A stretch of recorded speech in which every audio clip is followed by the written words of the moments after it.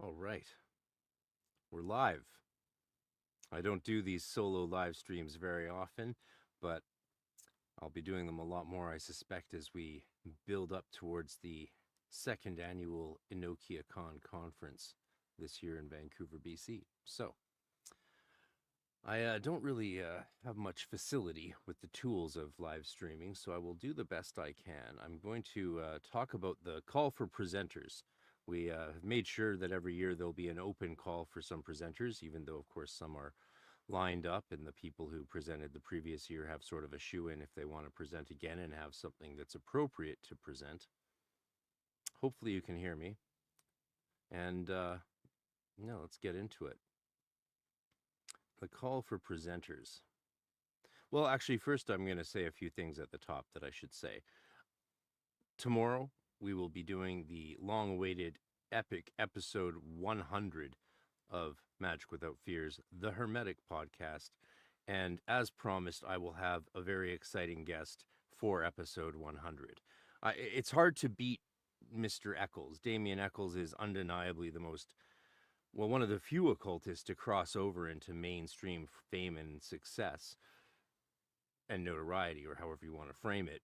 Very few esotericists do. Volume's low? Okay, thanks for telling me the volume's low. I can fix that. Oh boy, can I ever. How's that? Is that better? I have complete control through my mixing board. So hopefully, let me know if I need to turn up the volume more. Yeah, very few occultists cross over into any form of mainstream celebrity whatsoever. Of course, it's much more common that there's celebrities who are secretly occultists. That's not rare at all. It's probably far more common than we even realize today. That's possible.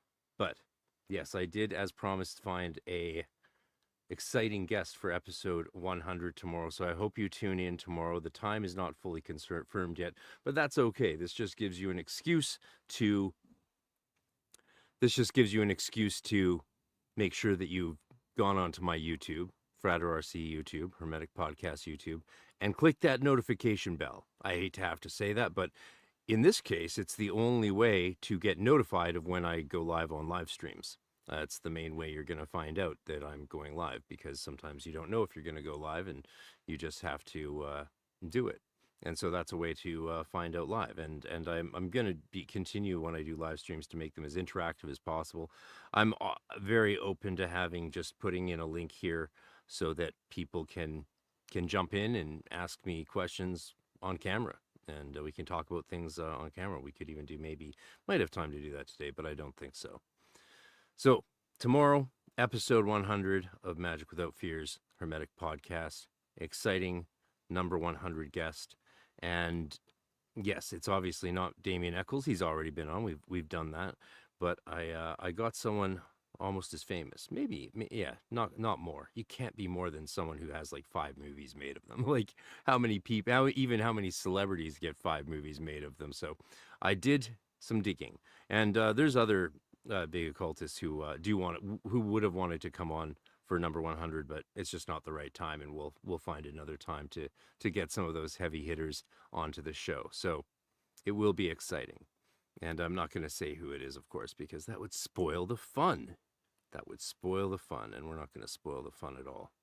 But call for presenters, EnochiaCon 2025 in Vancouver, BC, July 11th to 13th. People were apparently very confused about when the conference would be this year, but there's an easy rule of thumb. It's on the weekend close of John Dee's birthday. The 13th is John Dee's birthday, July 13th. And, if there was ever a problem doing that some year, we would move it to August 1st, which is Kelly's birthday. Or if we ever have to do one in the winter, there's a couple death dates, I believe, that we could do it for. That way we can have, as the big closing event of the conference, a birthday party for John Dee, or a wake for Edward Kelly. Edward Kelly actually did die in July, so we can actually hit the birthday of Kelly or the birthday of Dee and the passing of Kelly at the same event. Have a wake for Kelly and a birthday for Dee. That's sort of a nice fun way to go about it, I think. EnochiaCon 2025, call for presenters. in Vancouver, BC. Unlock the mysteries, share your knowledge, shape the future of esoteric discourse and research, education, and practice. We're calling academics, occultists, and seekers of hidden wisdom. We invite you to take the stage at EnochiaCon 2025, a premier gathering for scholars and practitioners of the esoteric arts. Set in the vibrant world-class city of Vancouver, British Columbia, or as all our license plates say, beautiful British Columbia, our second annual conference will continue to explore the legacy of Dr. John Dee and Sir Edward Kelly, the mysteries of Enochian angel magic, and the broader currents of Western esotericism from both historical and contemporary perspectives. And in general, we go with the spelling of Kelly's name that he used, not the one that historians and legal bureaucrats applied to him. He did have to use it with the double E, Kelley for a while, I believe, in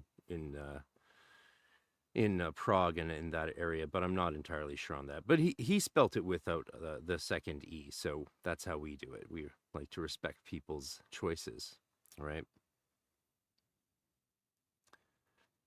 Yeah, Cancer and a Leo, I believe that's correct. Yeah. EnochiaCon now is more than a conference. It's a convergence of minds dedicated to unveiling the deeper layers of reality. Whether you are a historian of magic, a practicing magician, or a linguist decoding ancient texts, or maybe a philosopher exploring the consciousness of humans and other beings, we welcome your insights. This is your opportunity to engage with a dynamic audience and receive meaningful discourse on your work and contribute to the ever-evolving understanding of esoteric traditions. Now, for topics of interest, we are seeking presentations that explore but are not limited to Enochian magic, history, practice, and contemporary applications. This is obviously a no-brainer. John Dee and Edward Kelly, their lives and legacy in Western esotericism could have to do with any aspect of that. And so as you'll see, some of these topics are extremely appropriate for non-practitioners. Some of them would make no sense for a non-practitioner to present, of course, and that it's not a good idea to try it that way. Magical linguistics, the power of angelical, which is one of the actual names for Enochian magic. It was the Golden Dawn that called it their version of Dee's system, Enochian magic. Dee and Kelly never called it Enochian magic. The power of angelical, Adamic, or celestial, today called Enochian, and the occult use of languages. That would be, to have more linguistic presentations would be absolutely fabulous as far as I'm concerned. I love getting into that aspect of it. The semiotics of it. Dr. Justin Sledge wrote his master's thesis on looking at the semiotics of aspects of the tradition. Alchemy and Hermeticism. Esoteric transformations, both physical and spiritual. So a lot of topics intersect. Almost every topic in Western esotericism intersects with Dee and Kelly. It's very easy to find a way to tie what you're doing into that. However, we may very well privilege presentations that more explicitly are connected to that. But again, we want them to interact and fit in as a whole together. We want the conference to work and have variety. That's a very important thing. Last year, we cast a very broad net, which is why we ended up eagerly exposing the world to, shall we say, the aliens of it all. That we had a great presentation on UAPs and Enochian magic, because we have a local British Columbian who we borrowed from the United States and who lives in BC now, Daniel Rekshan. He did a fascinating presentation on that. And it is very interesting if people are using the calls, and he does in his book of Galactic Light, to use the calls to cause UAP contact. And if you're using Enochian calls and getting UAP contacts to show up in the sky, that's pretty interesting. So a broad net is very appropriate. And even the entheogens that were covered last year, that again falls within the alchemical and magical traditions of Dee and Kelly. But that's not our focus. Just because we had a bunch of that last year does not mean we're going to have a bunch of that in the future. It's whatever people apply. We're limited to what you want to present. So there you go. Occult science, practice, and philosophy. We want to, of course, bridge academic and practical perspectives. One of the ideas here is to have academics and practitioners working together. This is something that was inspired in me to do by Nicholas Goodrick Clark when he accepted me into his doctoral program at University of Wales, Lampeter, right before he got the chair at Exeter. And the idea stuck, and it inspired me ever since when I presented to University of Canterbury in 2019 to Dr. Voss's esoteric studies department, or not department, but program. I presented to her master's and PhD students, and basically was saying what a lot of the religion tubers have come along to propose, which is getting the esoteric practitioner world to help support the academic studies, and therefore encourage the academic scholars to do academic research that benefits the practitioners and expands our knowledge. That is a harmonious way of these two communities, which have a lot of crossover, could get along. Apparently these days most academic scholars are practitioners if they're esotericists, but when I got involved in the academic study of esotericism at the ASE in East Lansing, Michigan in 2004, that was not at all the case. I was an oddball out. Martin Starr was there and we got to talk a bit, but we were definitely looked askew or askance for being practitioners.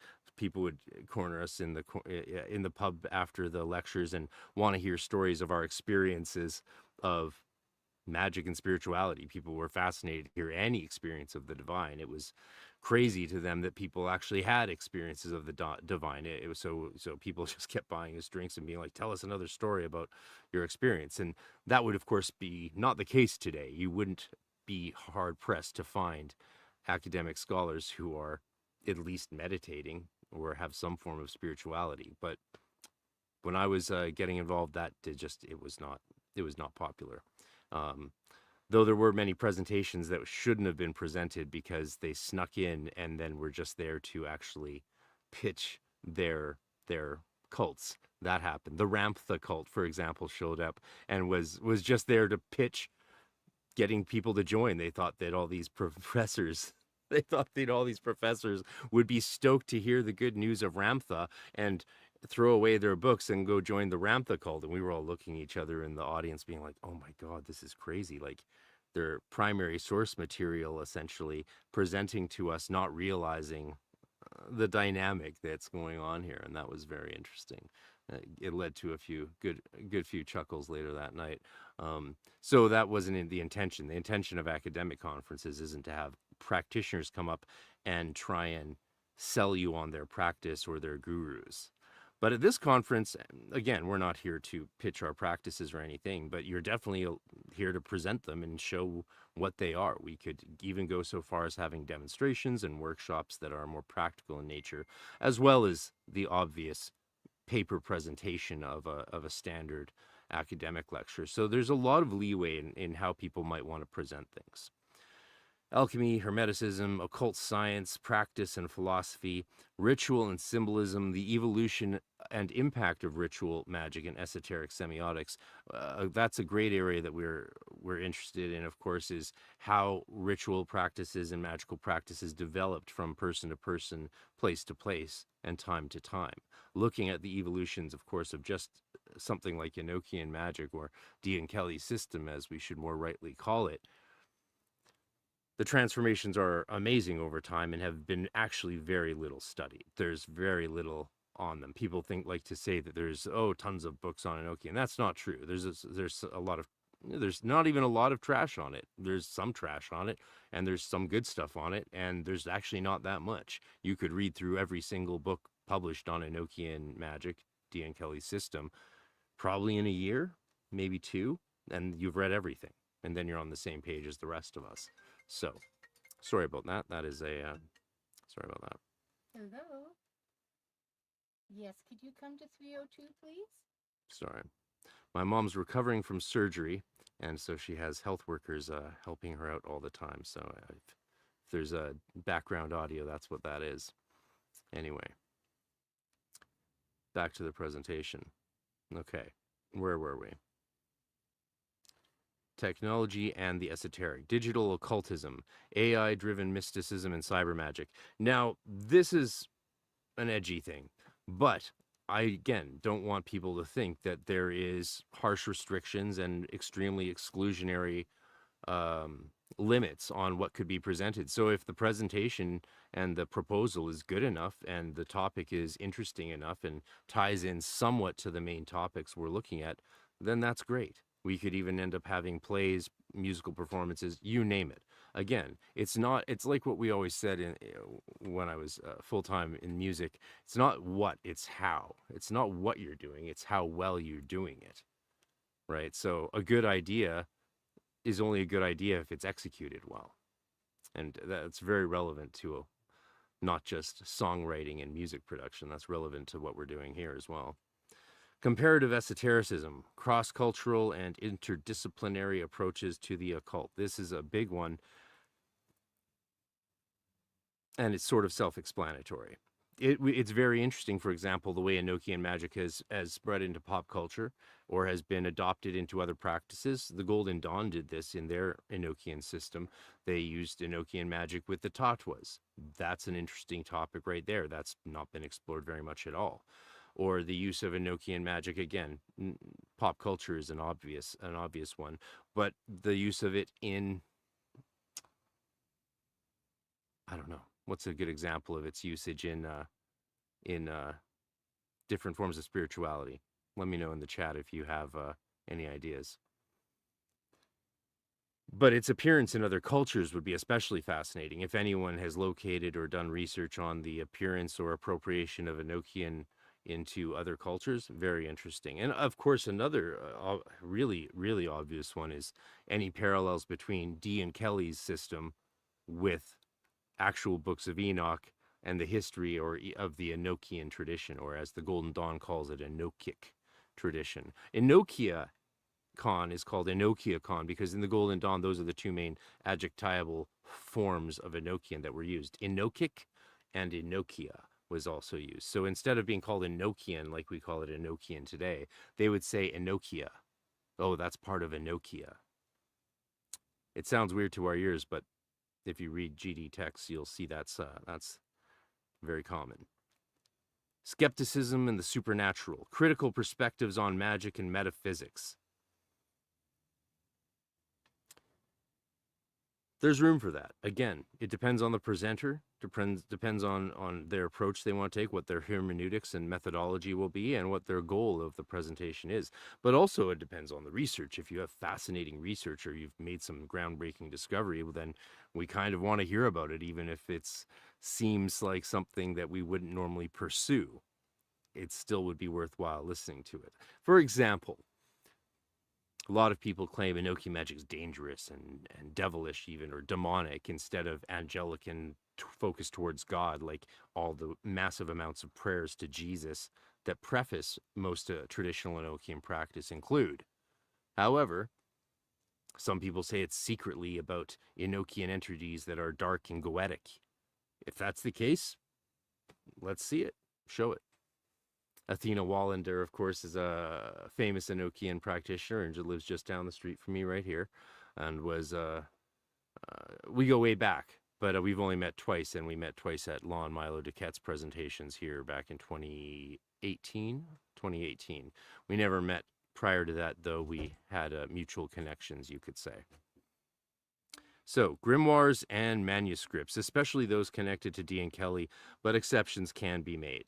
Yeah, so if you come at this with just like a random alchemical thing that you want to present on that has, without reference to Dee and Kelly at all, or with any connection to the stuff that Dee and Kelly studied, it could still be appropriate, especially if the presentation looks like it'll be really good. But it's better to find one that is somehow connected to the things that they studied, even if it's just tangential. So, if you have any questions, just shoot them down there in the chat and I will reply to them. All right. I didn't announce this or anything in advance, so I don't expect many people to be on it live, but it's good to see that there's 6 people here now. Hello, everybody. If anyone wants to jump on here live and talk with me, I might have time to do that, so drop a comment again. Presentation formats. We welcome a variety of presentation styles. academic papers, rigorous analyses of historical and contemporary esoteric topics, practical workshops, interactive sessions on magical techniques and systems. So this could be off in the upstairs room, you know, in a smaller format. This could be maybe tricky to figure out, but again, we'll sort it out within the society as the presentations are proposed, and we'll talk with the members of those attending that year. Panel discussions, a big thing, which we are going to take to the next level since we're doing it in person this year due to uh, a lack of the tragedy that occurred in my life last year and forced us to go online. That was unfortunate, but it worked out for the best. Well, it worked out, and I'm grateful to everyone who helped make it a success and to everyone who attended. That was amazing. Thank you. Panel discussions will be great this year. We're going to have some amazing stuff with Aaron Leach and Terry Burns discussing and getting into the weeds. And these, I think, we're not going to do one of those things where it's like cut off before we get into the meat. We're going to allow these things to ideally go as long as they need to go. Just like presentations don't have to be hour and a half long. They can just be a typical 30-minute academic style presentation with 10 minutes for Q&A at the end. Presenters can do presentations like that. They don't have to be epic. It's substance over breadth.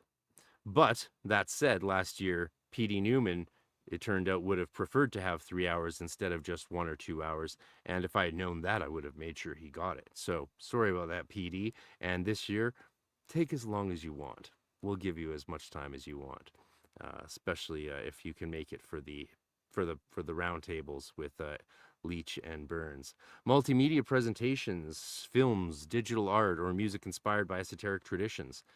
This is absolutely an option. If someone has made a very cool film or art display, these could be done.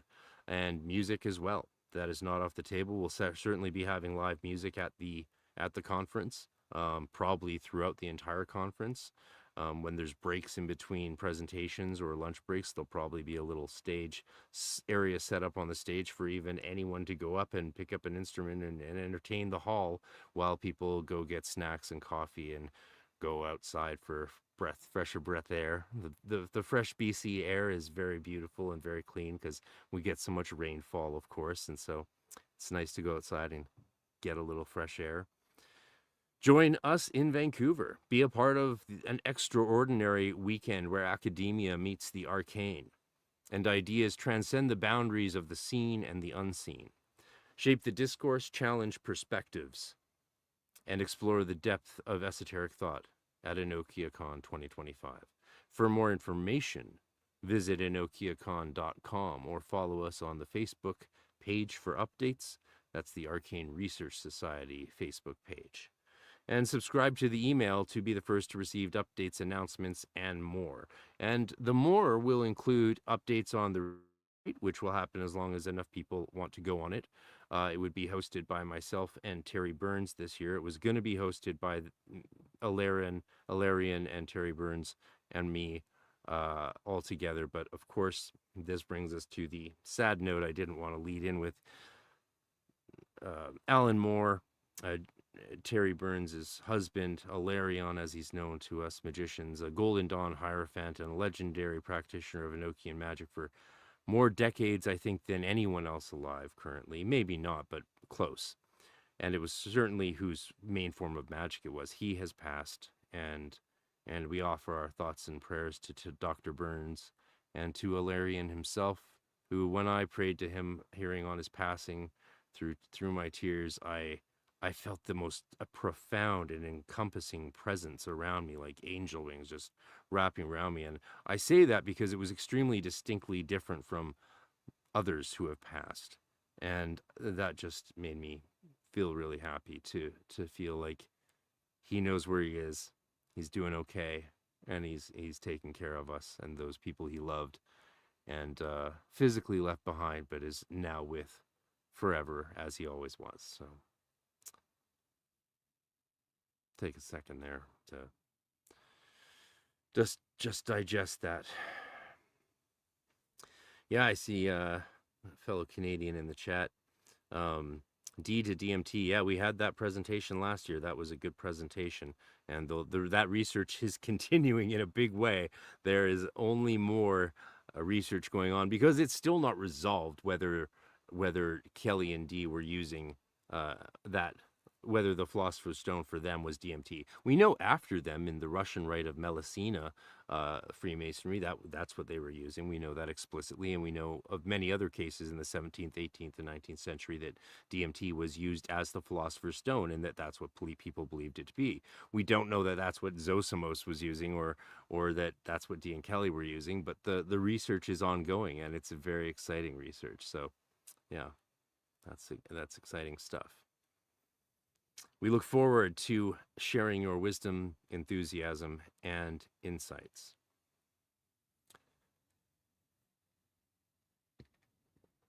All right, I'm going to talk about presenter applications and what we're looking for.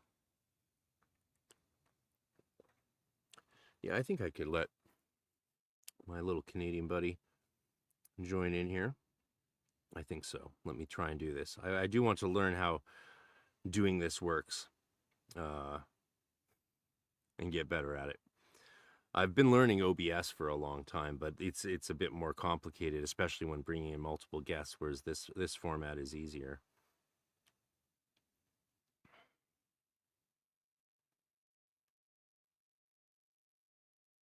All right. Let's see it. Let's see. Well, here's the experiment. We're running an experiment here. We'll see if it works. There should also be a way to like actually share the page of the website that I'm reading from, but I don't know how to do that. I know how to do a lot of stuff on this, but not everything. And if you're listening to this later on the podcast, again, remember to go to my YouTube and tick that notification box when you subscribe so that you get the notifications of when I'm going to do the live streams, as I will be doing a ton of live streaming leading up to the conference this year. So let's see. Oh, there we go. Cage, I got you there, and I will add you to the stage right after I go through the presenter applications, and we'll wrap up with a little Canuck banter about maybe we, I don't know what we'll talk about, but I'm sure it'll be fun.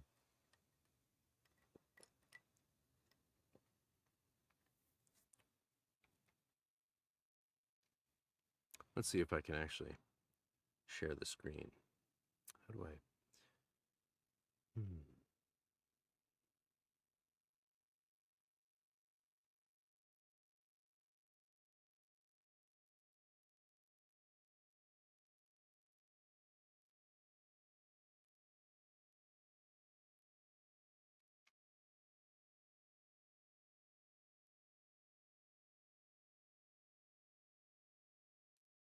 There we go.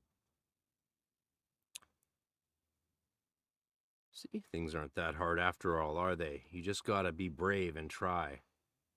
Here we go.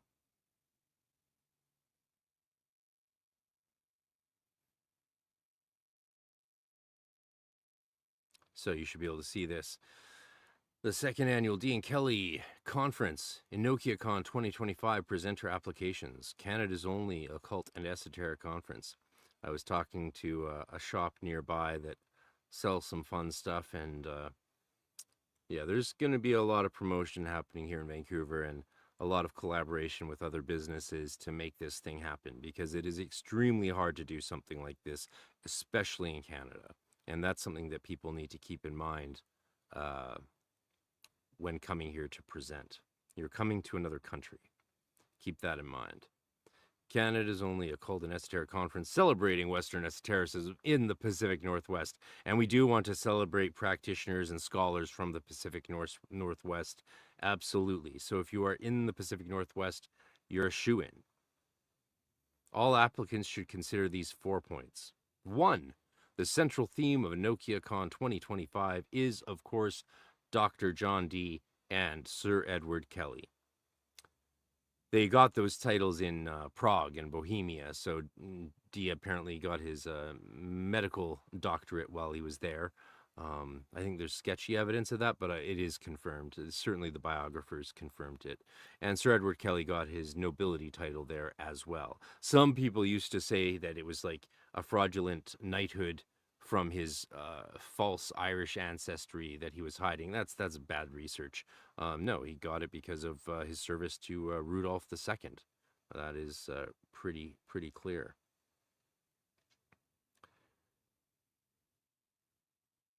Apparently, I can remove the link on YouTube now if I like. I don't know what that even means. Well, I'm not sure if I want random people coming in here, Cage, but that could be fun if it's someone that you actually know and isn't going to treat me the way that last person treated me on a stream with you. Yeah, I asked for a definition of how someone was using the word occult, and she said, "Why do you care how words are defined?" I'm like, "Well, it's hard to have a conversation if you don't define words." And she said, "That's because you're a bundle of sticks, armchair occultists." And I'm like, "What?" And then she just kept calling me a bundle of sticks over and over and over, like nonstop. It was the most unhinged thing I've seen in ages, and it was kind of funny. But eventually, I did give her a taste of her own medicine and show her what Vancouver cursing can sound like. Don't get on the wrong end of us Vancouverites. Trust me on that one. So yeah, please don't call me a bundle of sticks. It's not very nice. Yet the broader currents of esoteric thought have emerged from their work are equally welcome. So again, it can tie into Dean Kelly, and Dean Kelly had broad breadth of study. So a lot of things tie into that. If you can't find a way to tie in your research to Dean Kelly, you haven't tried hard enough. That's kind of a joke. The last thing we want is people shoehorning their work to fit into the conference. That's not going to ever be accepted. If you're shoehorning it, that will be apparent. It's obvious when people do that. It creates a lack of depth. It creates sloppiness.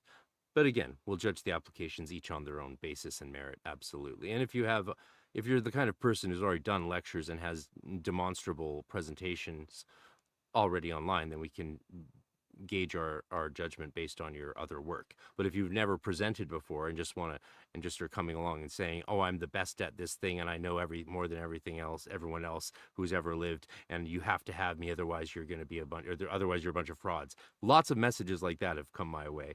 That's never going to play. Like, what are you talking about? Like, come on, man. You know the thing. 2, we encourage presentations exploring alchemy and archemy, from Zosimos to the present. And alchemy is spiritual alchemy, as coined by one of Paracelsus' students, I believe. Medieval and Renaissance grimoires, and the word also appears in Dee's Modus Hieroglyphica, which was exciting. Medieval and Renaissance grimoires, for example, Liber Iuratus Honori, Summa Sacra Magica, and Arbitel. Now, the SSM Dee sold for a bunch of horses and carriages before he could really, I think before he could make a copy, because it was so large, I'm sure he couldn't have copied it in time.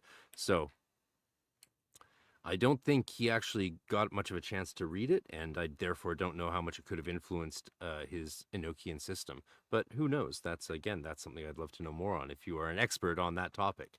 And the Arbitel, of course, influenced him. The works of Trithemius and Agrippa are intimately tied to Dean Kelly. Angel magic in general is automatically tied to Dean Kelly, as is drawing spirits into crystals, cunning craft, Elizabethan folk magic generally.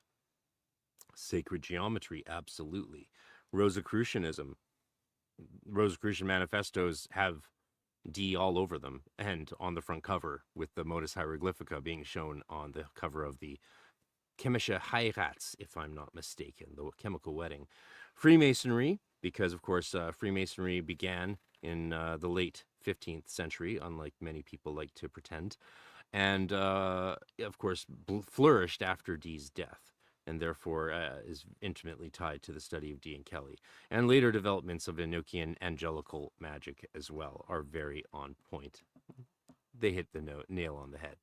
Number 3, selections will be based on relevance, depth of research, and quality of insight, though we strive to be inclusive rather than restrictive, of course. This is a West Coast, Vancouver, Canada. Of course, we're going to be inclusive and try and have as wide a range of different presentations as possible while staying relatively focused on, well, the actual focus is on quality. There's a lot of mid-level and low-level conferences out there. We want to make one of the highest level. We want to excel and expand to a higher level of conference than currently exists.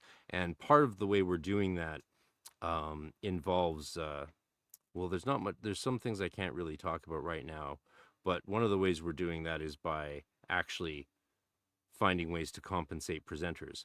Well, if you're like me, you've spent your entire life presenting at conferences. I've been presenting at conferences since the 90s, and almost without exception, I've always had to fly myself there, advertise the conference as well to help promote it, pay my own way to stay in hotels and to food and all of that, as well as often I've even been charged to attend the conference even when I'm presenting, and I've never received a penny of compensation for any presentation, even when it's a featured presentation for hundreds of people at a conference attended by thousands. So we're changing that. We're cutting out the greed. We're doing just because this is being run like a business doesn't mean it needs to behave like a greedy, miserly capitalist machine, right? I've had a lot of friends who have been like, you don't have to be a communist to just run a business in a humanitarian way that treats people well and respects its collaborators. And that really changed the way I thought about things, because before that I was kind of always of the opinion that we need to we need to change the world and become socialists for there to be any sense of fairness. That's not true. There's lots of ways that you can actually just do it. You can just treat your if you run a business, you can just treat your staff well. You don't have to change your underlying ethos to just change the ethics of how you do business. You can just do it well. And so that's what we're gonna do. That's what we're doing. Presentations that connect meaningfully, this is number 4, to the themes of Dean Kelly and their impact on modern scholarship will be privileged. However, we are always open to outside-the-box proposals. I'm sure you're not surprised about that. How to apply. Subscribe by email to receive event details and updates, of course. So go to EnochiaCon or arcaneresearchsociety.com and do that. And submit a proposal with as much detail as possible, including presentation abstract, a brief synopsis, and a central thesis. If we have to read through a page or more of information to figure out what the main point of this is, you've messed up. No, you need it right there at the top. This is my thesis. Written sample, a preview of what you'll say, and also maybe some sample slides of what that will look like. So that way we can make sure at least there's a sort of a bare minimum of quality being done, and that you know what you're doing, just to gauge basic competence. But again, you don't have to be a master at graphic design or anything like that. That's not essential at all. It's fine to do the basic academic style of just a white page with point form notes on it. That's fine. Again, that's not what determines whether a presentation is outstanding. Sources and citations, supporting research and references. This can include qualitative research, which is interviews of experiences of people, anecdotal evidence, essentially. That's okay for certain things. And if you don't know when that's okay and when that's not okay, you should look into that, because there's a lot of research on how to do research like that. But in general, we want footnotes, not footnotes explicitly, but you need to have sources. You can't just say stuff and claim that it's the case without showing us where, when, why, and how. That's essential. This is not a academic conference, but it's a scholarly conference for sure. And if you can't demonstrate some of the highest level of scholarship, then this may not be for you. That's not to exclude artistic presentations and workshops and practical things, of course, like that as well. CV, relevant experience, qualifications, or past presentations. First-time presenters are welcome. Last year, we let in someone who's in their 20s who doesn't have academic background, and they did an outstanding presentation. Absolutely incredible. So I'm glad that we were we were wise enough to foster up-and-coming scholars and practitioners and occultists with our community. But in general, this is where you should be presenting work that you've spent a lot of time doing. This is not for throwaway work that you just whipped together or adjusted from something else that you once did. And it must be somewhat original. Like, if you know what I mean by that. It's not that it can't be based on other work, but you have to have some new contribution that you're bringing to the table. And then, of course, headshot and public links, websites, social media, YouTube, blogs, publications. You got to list all of that as well. That should go without saying, but we are saying it, of course.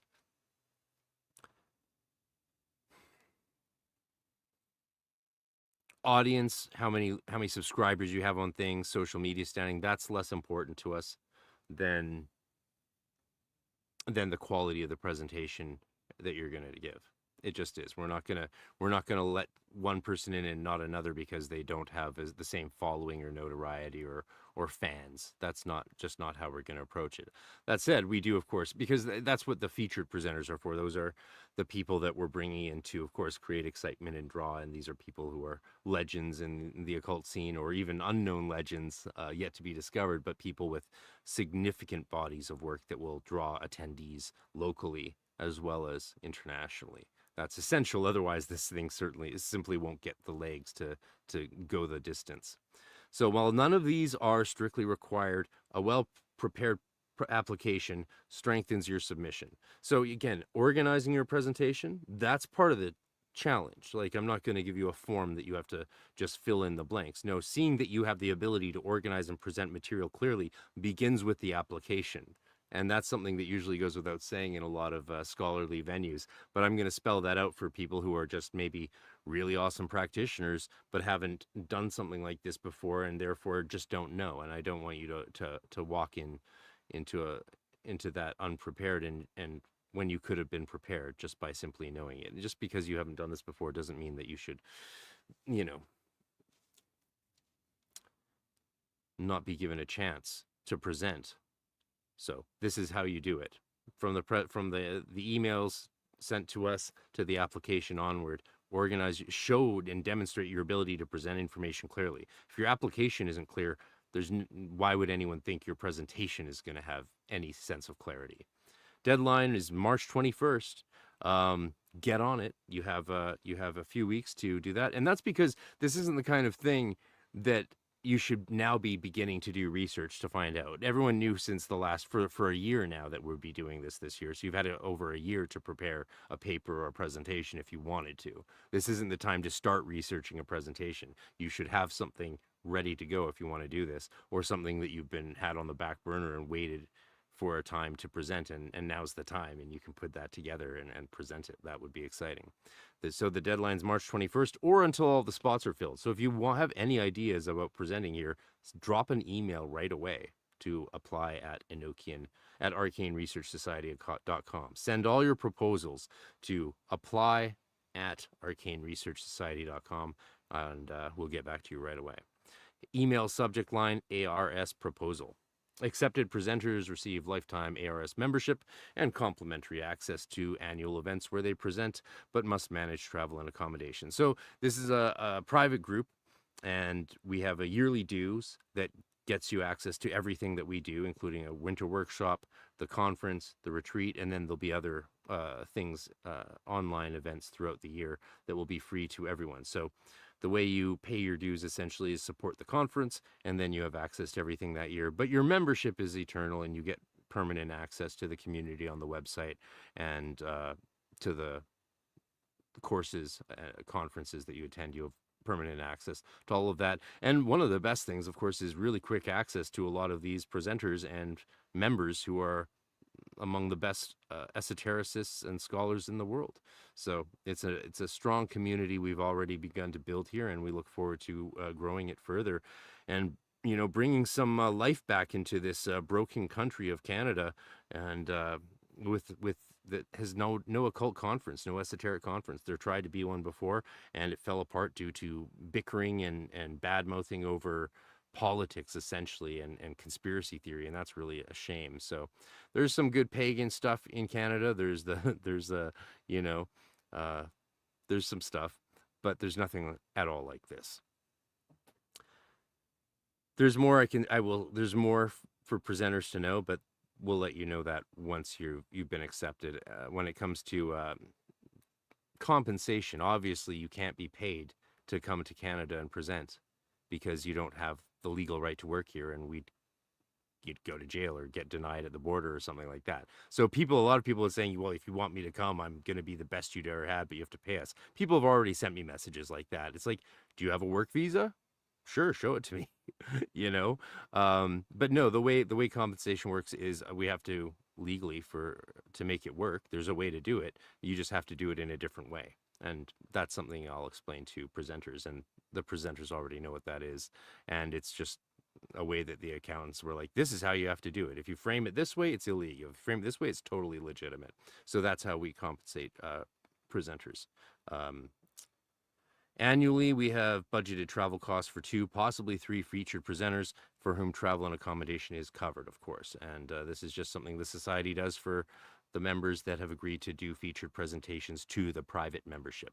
It's a private organization so that we can rent private venues, get access to private places when we go on retreats, both locally and eventually internationally.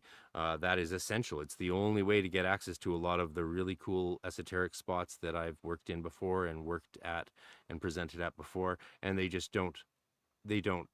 aren't accessible to open public ticketed events, because that's when just anyone can walk up to the door and come in and after paying. That excludes us from almost every venue that is of interest to me.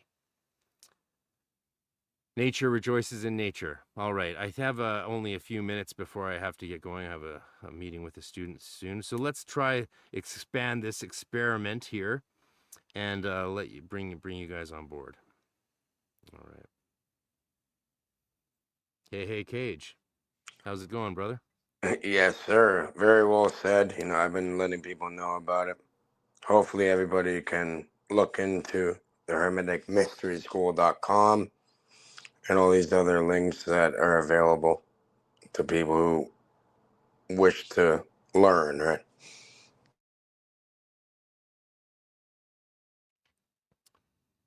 Absolutely. Do you have any And questions?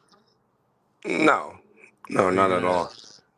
Are you guys gonna show your faces? I should have said there's I don't do anonymous. I don't do anonymous stuff, but I'll do it this time, Hey, Cage, because man, you don't have to Casey, show your I faces this know time. Casey, she's not going to show her face, but I know Oh, okay. Casey, and you know who I am, so Yeah. you're good. Yeah, it's just in general, I have no interest in doing that in my work in general. But it's fine for today. We'll just say hi.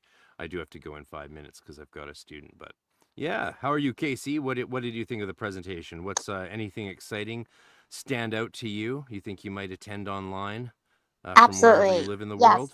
So I am from the States. I'm friends with Cage. And he just sent me the link and he's like, you got to get in here. And I just messaged him back. I'm like, I'm going wherever they are, or I'm going. So very exciting. Great stuff here. So really excited. All the best on your journey here. Really excited for it. So thanks for including me. And sorry, I'm not on camera. No, it's fine. It's fine. It's fine. This is all a learning experiment here. Plus, I'm just gearing up for my epic number 100 podcast tomorrow with my special secret guest who's going to Oh, excite you all very much. I just wish I could give it away, but it's more fun not to. And understood. it'll be one for the ages, I'm sure. Hopefully, it doesn't get me canceled again. I Well, mean, congratulations on your 100th episode. That's incredible. So congratulations. thank you. Thank you. It does mean a lot, actually. It's a long ass journey. I have so much respect for anyone who's done that kind of long form interviews. And so I'm standing on the shoulders of giants who have Oh, gone before me and inspired me to be bold, as I have been the last. This is actually the 5th-year anniversary of the podcast ah, this month. Oh, well, oh, okay. yeah, this month. So this is the 5th-year anniversary of the podcast.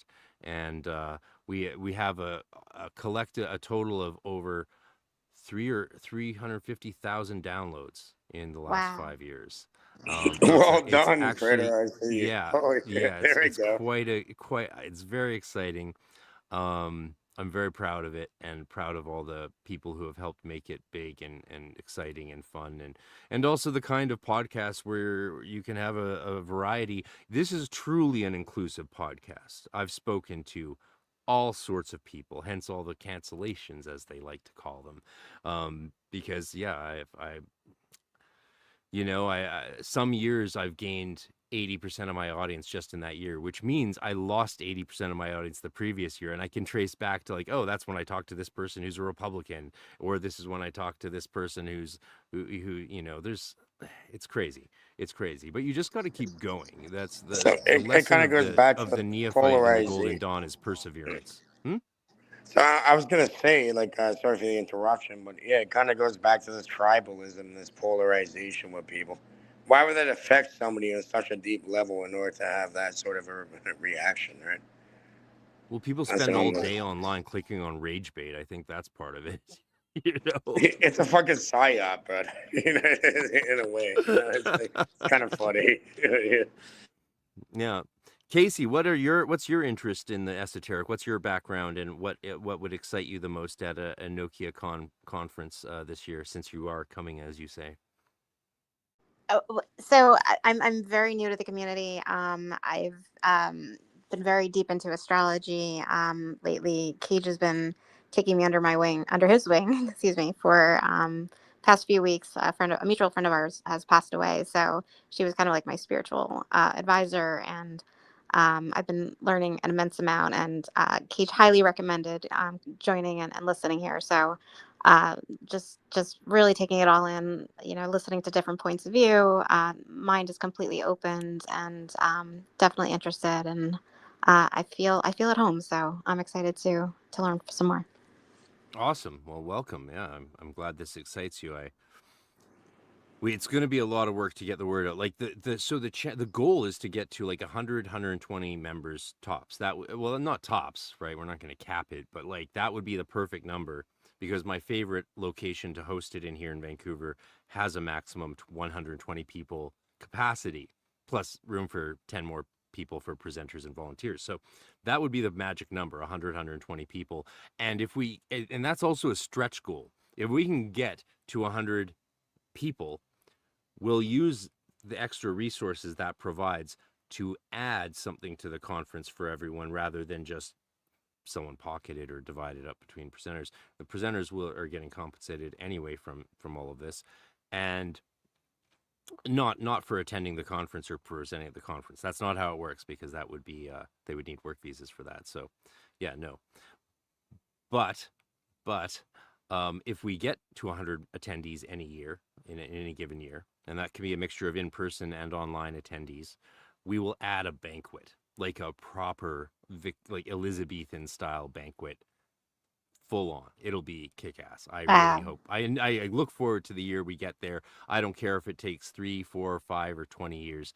I'm not stopping until we do. That's for sure. I've never It's gonna stopped It's happen with definitely either anything way, in happening. my my life. friend, regardless. Yeah. Oh, well, it's easy. You just don't give up. And that's how I've done everything in my life. I've just never given up. And unless I decide that I really didn't, Not it wasn't for happening. me. Yeah. Yeah, no. What else are you going to do? I mean, if you're doing the thing that you enjoy the most in life, then it's easy. Well, thank you for being here, both of you. Do you want to, did you say your magical background was, quickly? I think I just forgot. What's your tradition, sort of, or what interests you magically? If that's something that people should know if you're on here for the first time. Uh, Personally, I have nothing you can put into words. Yeah, well, Yeah, I know that. I don't follow any of that stuff. Casey doesn't either. I don't think. I'm not sure. You have to ask I her think that. it's fair to say that you've been focused on psychical development for a long time. Wouldn't that be a fair thing to say? In a way, yeah, you could say that. In a way, yeah, exactly. In a way, so that's fun. Maybe we'll do a one-on-one podcast sometime. That would be fun. Casey, what about you? Yeah, again, just energy. I'm really just really interested in just like energy, and just just clearing of chakras, and just like the basics. I mean, Cage will laugh at this, but I told him recently that when I was a kid, when I grew up, I was 3 years old, and I wanted to be a wizard when I grew up. So I was very interested in magic. So um you know they And you always ask can you. be. There's always never too late. Everybody is technically. Yeah, exactly. So I'm so excited, and I just love the energy right now, and I want to help Oh, any way I can. If there's networking or anything I could do to get the word out, spread the word, I'm all in. oh yes. Well, Please let me anyone know. else who wants to help that way, drop me an email to apply at arcane ArcaneResearchSociety.com, and we will talk all the time. And I have much that can be done. Hey, Casey's big yeah, time for RC. It's good people I bring on here. Okay. It's absolutely. none of the nonsense on my Not like end that there. woman who I don't. called I'm me not a gonna bundle of entertain it. sticks armchair occultist. Oh my God. All I asked for was the definition of a word. I'm like, how are you using this word? And she's like, what are you I'm not gonna say it, but like it was so intense. She did it so much. I've been called that word a lot in my life, but I've never been called it that many times in a row so angrily. And Wow. just because I was asking someone to define their terms so that I could respond, because it's Sure. it's like, how do you mean that? What's that mean? It's not you're not being a pedant because you ask someone to define what word they're using. Anyway, Casey, very nice to meet you. Yeah, we'll My do another pleasure. live stream this week that maybe you guys can join on, and we can get deeper, more into the weeds and talk about different things more deeply. That would be a lot of fun, just to have one where we sort of ramble on for as long as we like and talk and shoot the breeze about magic and esoterica. Sound good? Sounds great. Yes, absolutely. It was a All pleasure right. meeting you. Thank you so much. Brad, thanks for Yes, sir. commenting, Thank you for brother. I having don't me. know what your WTF comment was, Brad Jaggard there.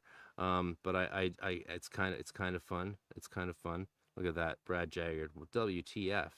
I don't know what that means or when that was. Brad also said, I'll hit you.